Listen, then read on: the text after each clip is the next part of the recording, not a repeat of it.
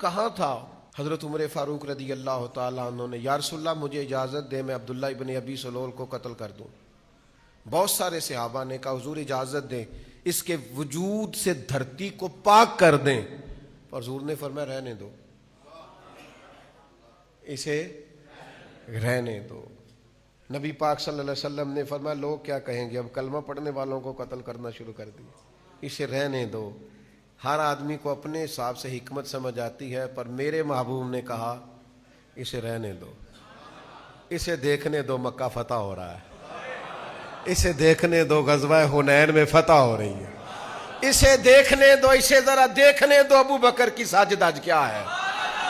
اسے ذرا دیکھنے دو میرے عمر فاروق کا للکار کیا ہے، اسے دیکھنے دو عثمان غنی کی وفاداری کیا ہے، اسے میں نے علی شیر خدا دکھانا ہے، اسے میں نے حسین اور حسن کی سیادت اور امامت دکھانی ہے، اسے دیکھنے دو ذرا، اسے جینے دو، یہ دیکھے ذرا اللہ نے کتنی شانیں عطا فرمائی۔ اذا جاء نصر اللہ والفتح ورأیت الناس يدخلون فی دین اللہ افواجا، اسے دکھانا ہے کہ کیسے فوجوں کی فوجیں اللہ دین میں داخل فرما رہا ہے۔